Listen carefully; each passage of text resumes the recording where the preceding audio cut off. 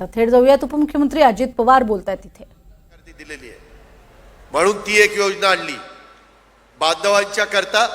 मी आताच रवींद्रला विचारत होतो, आपल्याकडं शेती पंप वापरण्याची संख्या कमी आहे, पण महाराष्ट्रातल्या 44 लाख शेतकऱ्यांचे 3 horse power 5 horse power 7.5 horse power ह्या जे वीज बिल, आता पंप चालू करायचा, वीज बिल भरायचं नाही, वीज बिल माफ, चांगली शेतीवाडी करा। आता इथून पुढे तर आम्ही दिवसा देणार आहे। सोलरचे 9,500 मेगावॉटचे कामं काढलेली आहेत, काम जोरात चाललंय, 1 वर्षामध्ये ते पूर्ण होईल। नंतर माझ्या महाराष्ट्रातल्या चांद्यापासून बांद्यापर्यंत सगळ्या शेतकऱ्यांना 3, 5, 7.5ची मोटरची वीज, दिवस उजाडला मोटर चालू, दिवस मावळला मोटर बंद करायची। आमच्या शेतकऱ्यांनी बळीराजांनी घरी जाऊन बायका मुलांच्या मध्ये त्या ठिकाणी राहायचं। हे पद्धतीने आम्ही सरकार चालवतो। आम्हाला काही जण टीका टिप्पणी करतात, त्याच्यामध्ये आमच्यावर काही ना काही आरोप करतात, परंतु मगाशी सांगितलं तसं आम्ही शब्दाचे पक्के आहोत।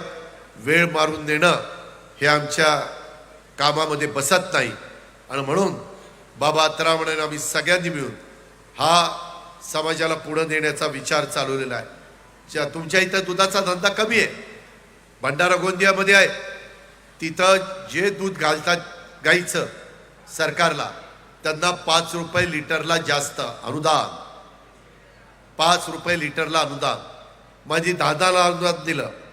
आता मध्ये सोयाबीन आणि कापसाला पण अनुदान दिलं। अतिवृष्टी झाली, आता मधल्या काळामध्ये पाऊस जास्त झाला, नद्या फुल भरल्या, पाणी काही भागात सखल भागात गेलं, माझ्या शेतकऱ्याचं नुकसान झालं, बळीराजाचं नुकसान झालं, तर पंचनामा करून त्यांना त्याच्यात मदत करण्याचा निर्णय आम्ही घेतला। त्यामध्ये कुठली पण अडचण नाहीये। थोडासा वेळ लागतोय कारण सगळीकडेच पाऊस काळ पडतोय। काही ठिकाणी संत्र्याच्या बागा अडचणीत आल्या, मोसंब्याच्या बागा अडचणीत आल्या, काही ठिकाणी कापूस अडचणीत आला, काही ठिकाणी सोयाबीन अडचणीत आलं। जे काही तुमचं पीक असेल ते अडचणीत आलं, तुम्हाला 1 रुपयात पीक विमा आम्ही देतोय, बाकीचे पैसे राज्य सरकार भरतंय। तशा पद्धतीनं ह्याही कामामध्ये आमचं सगळ्यांचं बारकाईनं त्या ठिकाणी लक्ष आहे। आणि म्हणून माझी तुम्हाला सगळ्यांना विनंती आहे की आदिवासी बांधवांना विकासाच्या मुख्य प्रवाहात आणण्याच्या करता आम्ही जो निधी देतोय, तो निधी त्याच्यामध्ये समाजाचं भलं कसं होईल ह्या पद्धतीनं आमचा सगळ्यांचा प्रयत्न त्या ठिकाणी चाललेला आहे। चंद्रपूर जिल्ह्यातून ज्यावेळेस गडचिरोली जिल्ह्याची निर्मिती झाली, त्याला 26 ऑगस्ट 82ला झाली, 42 वर्ष आत्ता पूर्ण झाली। या निमित्तानं देखील मी गडचिरोली वासियांना शुभेच्छा देतो। जंगलांनी आणि विविध खनिज संपत्तीनं संपन्न असणारा आपला जिल्हा ही आपल्या जिल्ह्याची ओळख आहे।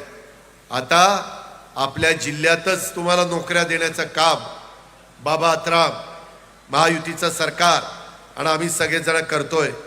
त्याच्यामुळं महाराष्ट्रात, देशात आणि जगात गडचिरोली जिल्ह्याची स्वतःची अशी स्वतंत्र ओळख ही आता निर्माण झालेली आहे। आदिवासी संस्कृतीचं जतन संवर्धन करण्यात, घनदाट जंगलाचं, इथल्या वन्य प्राण्यांचं संरक्षण करण्यात आपला गडचिरोली जिल्हा आघाडीवर आहे।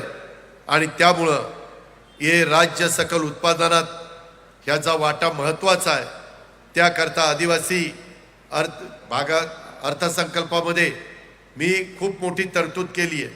आदिवासी विकास योजनेच्या करता 15,360 कोटी रुपयाची भरीव तरतूद ही यंदाच्या अर्थसंकल्पात केली। 15,360 कोटी आदिवासी समाजाला मुख्य प्रवाहामध्ये सामील करून घेण्याकरता, त्यांच्यासाठीच्या विविध योजनेला पुरेसा निधी देण्याच्या करता हा सगळा आमचा खटाटोप आहे।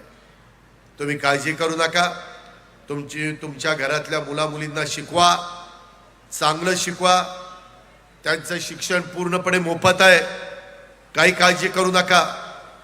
कुठल्याही परिस्थितीत साधू संतांचा विचार डोळ्यासमोर ठेवा, वारकरी संप्रदायाचा विचार डोळ्यासमोर ठेवा। व्यसनाधीन होऊ नका, त्यानं कुणाचंही भलं झालेलं नाहीये. यावेळेस माझी तुम्हाला विनंती आहे, लोकसभेच्या निवडणुकीच्या निमित्तानं जरा वेगळा कौल मिळाला, संविधान बदलणार असा प्रचार केला गेला. संविधान बदललं जाणार नाही. तुमचं आरक्षण तुम्हालाच राहणार. त्याच्यामध्ये कुणीही त्याच्यात गडबड करू शकत नाही.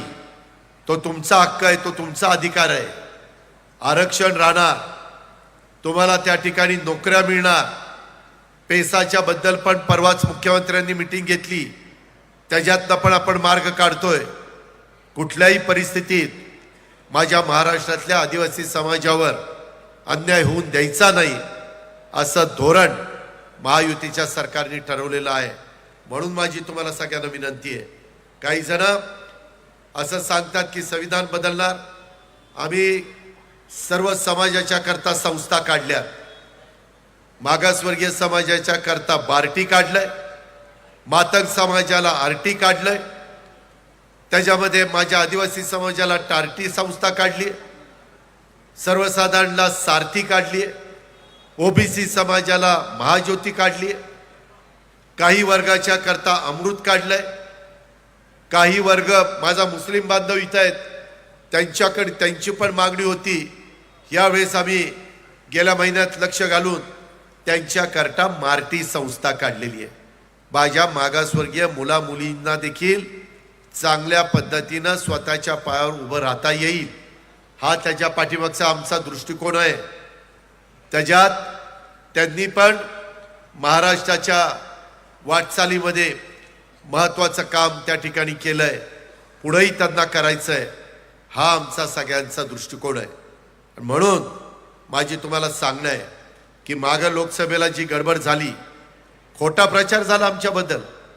संविधान, घटनेचे शिल्पकार डॉक्टर बाबासाहेब आंबेडकरांनी दिलेलं संविधान इतकं उच्च आहे, जगात नंबर 1चं संविधान आहे.